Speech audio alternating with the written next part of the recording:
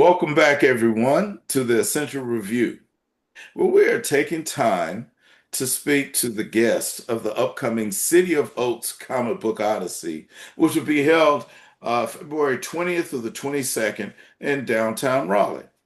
Here we will introduce you to the incredible creators, artists, and innovators that will be joining us at this year's COCO. Today, we are excited to spotlight a truly dynamic talent in the world of visual storytelling. Pierre Alexandre Contois, with more than 20 years of experience in animation. How are you doing, Pierre? Very well, thank you. How are you? Doing good, doing good. In his many works, he has done not only animation with such titles as Sonic Prime, but he's also branching out now and doing his own graphic novels and comics. Um, the City of Oats dedicated podcast once again introduces you to Pierre Alexandre Contois. So let's get started. All right. And I know that the COCO is a comic book focused um, convention, but I can't start without talking about animation and how you got, into it. Tell me, where did your journey begin, and what led you to choose animation as your starting point? Animation came very much as a means to an end at first. Um, Comic books have always been my first passion.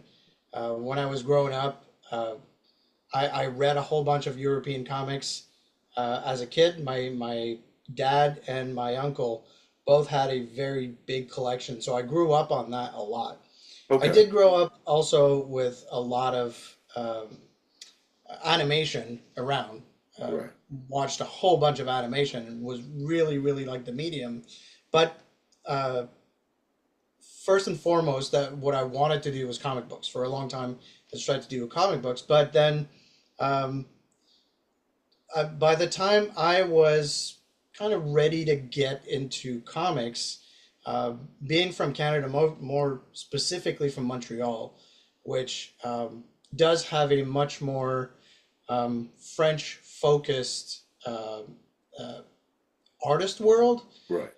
American comics wasn't that much of a thing. I found out about American comics and really fell in love with it with the image boom. But ironically, the same thing that I fell in love with ended up being the reason why I couldn't go in animation when image sort of like imploded Gotcha. in the 90s. There was like a big, there was so many artists out there, and Right. the speculation market was really big. But then sort of the whole animation industry really shrunk, and you were left with so many artists with no work. Right. So at that point, looking for something to do in drawing, the main thing that I wanted to do was to draw for a living. Right. So the second best option was animation, Okay. because basically what I do in animation is storyboarding, which is very, very close to comic books in a sense. You basically transcribe the script, you turn it into visuals, and Right. then you line it up into a story. So that was probably the second best option that I could find. And animation, as it turns out, is actually a really, really great um, uh, formative uh, industry for comic books as well, Right. because it pretty much teaches you everything that you need to do comic books, Right. which is Right. staging, framing, um, like draftsmanship. You need to be able to draw everything. And on top of that, what's really great about animation doing storyboards is that it teaches you speed, because Gotcha. you have to do sometimes, like for Sonic Prime, for example, Mhm. we'll do sequences like 11-minute sequences in 3 weeks. And Oh that's wow. about, I don't know, I would say probably 1,200 panels. Oh wow. Yeah. So, Yeah. I That's mean, wow. it's definitely not as refined as comics, Right. Right. but uh, you do have to churn out a lot of drawings. So after that, comic books, there are definitely differences, mind you, Yeah, but yeah, it's very it's much easier to step into comics afterwards with all that knowledge behind you. right, right. Well, now So you've it turned out worked. to be a blessing in disguise. Well, of course, yeah. I mean, it sounds like it. It sounds like it definitely prepares you Oh yeah. for the timetable that comic books supposedly push. But I mean, I would imagine, as you said, animation is. It sounds like a lot deeper, a lot more involved. Oh, much more. Now, Yeah, yeah. you've worked on titles such as The Addams Family, as I said, Sonic Prime, and some Peanut specials. Is that true? I So did. tell Yeah. me, how did you enjoy taking on titles that had so passionate a following? Um. Yeah. Peanuts was a special experience in that. So it was back in I think 2020. I think I started just before actually COVID hit, maybe 2019. Hmm. Um, we started working on those, and Apple TV wanted to do a new um, a new batch of peanut specials, Oh like wow. the Great Okay. Pumpkin and all that stuff that we've Right, had right, when we were right, growing up. So they wanted to do a new batch of that kind of stuff. So the idea behind it was to stay as true as possible to the strips. right, right, right, So we went through like all the strips from very early on until the more recent ones. And I would say that as far as sticking to um, an idea model, this was probably the most challenging job I've ever had. Just Okay. because there is such a huge following. There was Right. a Yeah. huge Yeah. following, and the onus was on us to make it as true to what Charles Schultz actually was envisioning throughout. And I think it's his son, one of his Okay. sons, that was actually doing scripts for it and making sure that we were staying the path. All right. So, Right. as fun as it was to work on this, it Right. was Right. extremely challenging. Okay. Okay. Well, But I mean, it worked out well. This thing, like, I think pretty much all of the shorts, all of the specials right. won some kind of awards at one point in time. So, the attention Wow. to detail really paid off. So when you say awards, um, how does that make you feel when I you've mean, done work that brings that type of recognition? it's really nice. It's nice to see. I mean, um, it's a different feeling in animation because there's hundreds of people working on just Right. one special. Right. And storyboarding, what I do, um, it's a very funny thing in that none of the animation would get done if storyboarding wasn't there in the first Right. place. Right. And I'm talking a lot more in animation than live action. Live action, they sometimes can get away with it. Right. But animation, you need the storyboards to send out to animation. They do layouts based on your storyboards, and they'll take everything, the posing, the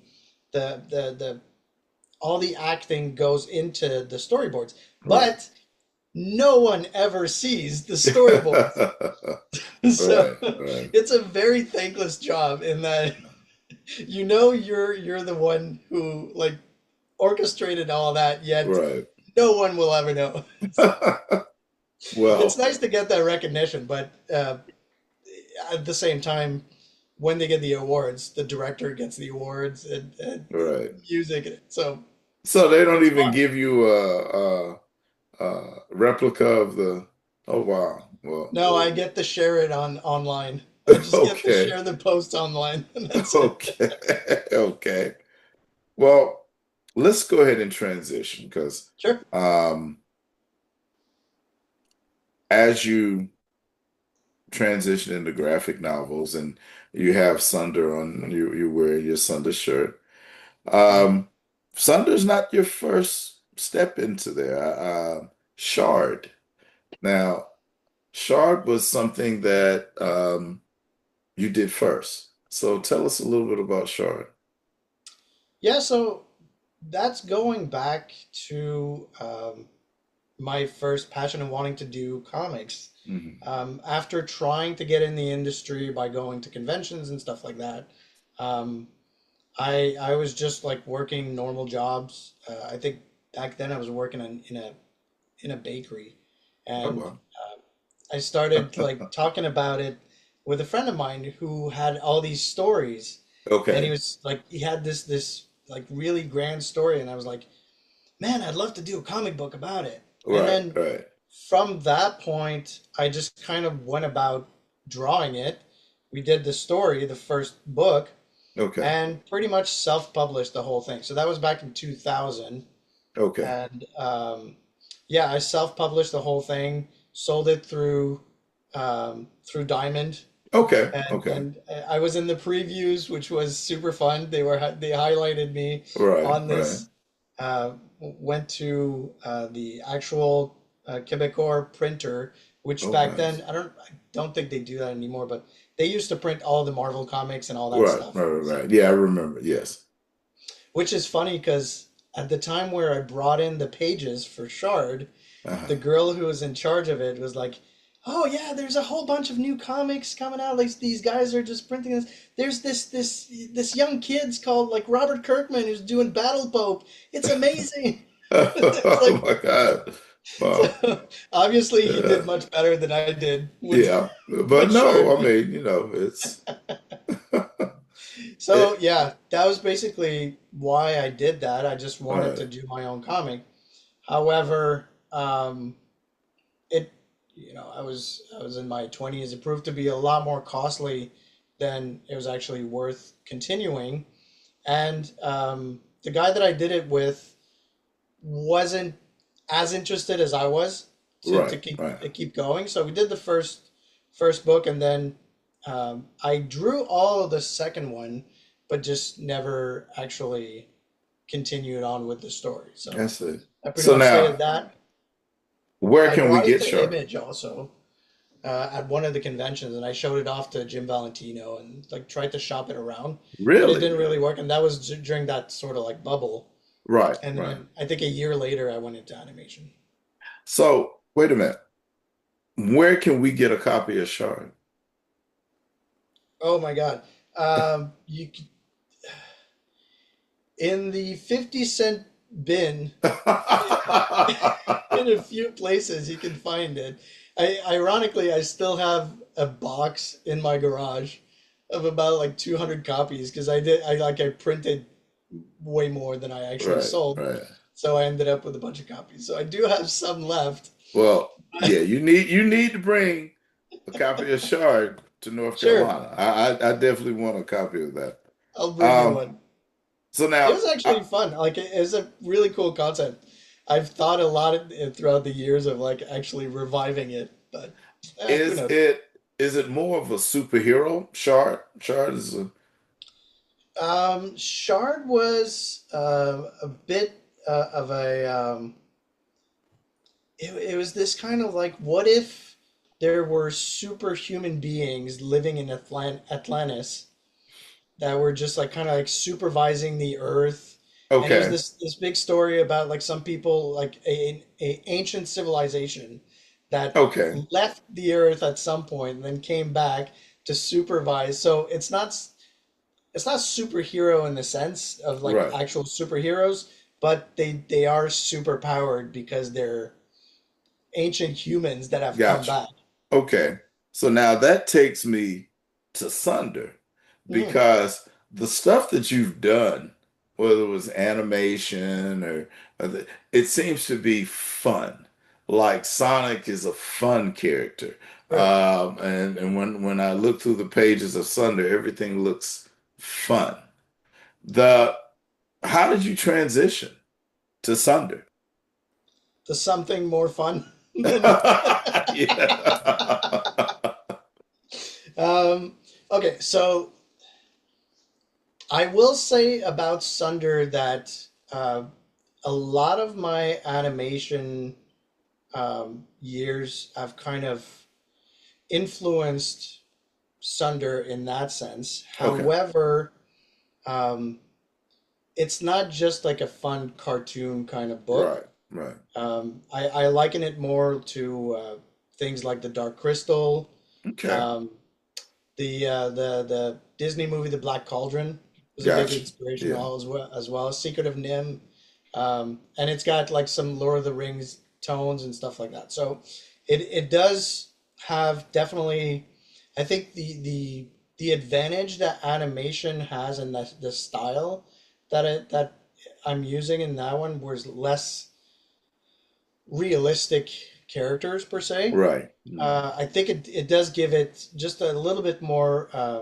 accessibility in terms Okay. of like getting into the world and but I try very hard to offset the sort of like cartoonish characters with a more realistic landscape and backgrounds to try Gotcha. to make them more lived in to like to give an aspect of they could actually be living in a real world. Right. Right. But to get back to your actual story to question, Okay. the Sunder just came up when I moved into Vancouver. So I moved into Vancouver in 2015, and I started working in an animation studio, and I was just taking the train back and forth. So I had about half an hour, 45 minutes every day. I was doing sketches in my sketchbook, and at some point, this little character, this little goat boy character, sort of like showed up in there, like as I was drawing. I've always liked kind of like anthropomorphic kind of characters. To me, like I'm not a big uh, industrial or mechanical kind of artist. I Okay. very much like the roundness of things. Right. I love Right. drawing trees and kind of stuff like that much more Right. than drawing buildings. So the anthropomorphic aspect is my way of kind of like doing human kind of characters, but with different shapes and sizes and roundness. So this guy just like showed up, and then I started kind of playing around with him, and I started posting it a couple of times online as I was posting some drawings, Mm. and this is one of the characters that kept coming back and just be like, people were commenting like, I'd love to see a story about this guy, and it'd be Right. super Right. fun, and that's really how I got started and like, oh, that's an interesting idea. What kind of world would this guy live in? Right. And it sort of snowballed into this. And I made a back in 2018 because I was working on Adam's Family back then, the first Mm. one, and I was always doing like morning drawings, stuff like Right. that. And then I started because I was kind of thinking that story. I was like, oh, instead of doing morning drawings, I'll do like a page. So I'll draw like a page of a comic book, and I Right. ended up doing a 32 pager Very comic nice. Very with nice. Zeke as the character, which back then was called Goat Boy. And Uh, I actually brought it. That's another one that I'll bring you because that was okay. the very first printed version of Sunder Outstanding. that I printed out Okay. in 2018 to go to a convention about it. Very nice. And Yeah. then I got some nice, interesting reactions from it. And then from that, I just kept on thinking about the story.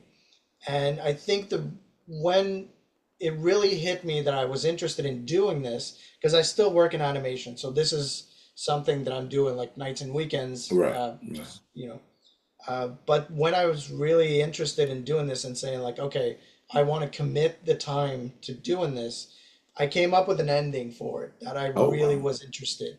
Right. I was like, Right. oh, this is something that would be really, really cool to get to.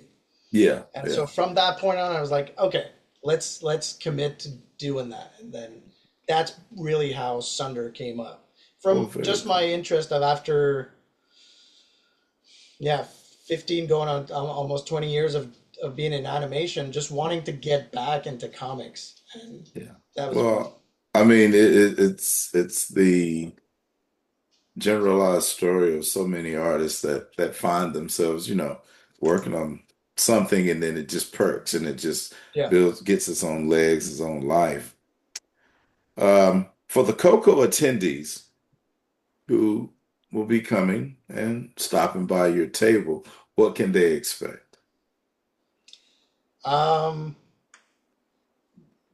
what will I have over there? Well, what will you have? And I guess what will you show them? I know that you are a big educational piece of the COCO, meaning letting people know your story, how you got into it, and so forth. Just how open will you be to share some of the details with those that come and may ask those questions that want to get into animation? Yeah, well, as you can tell, I love to talk about it. Yeah. Like I just keep on talking and talking, and that's really something in conventions that I've found is really interesting. So I'm really looking forward to people. I'll have the book Sunder with me, some original art as well. But throughout all of that, I'm really looking forward. One thing that I really appreciate a lot about doing those kinds of conventions is to just talk to people and people interested in animation and comics. And one of the big thing that I've been part of throughout this year as we released the book in a lot of panels was um, moving from animation to comics or doing both. So Right.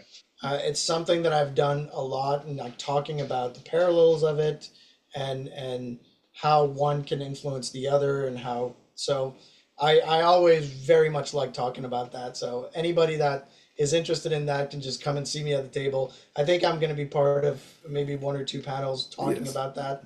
So definitely come and see that if you're interested. Very open to answering all the questions.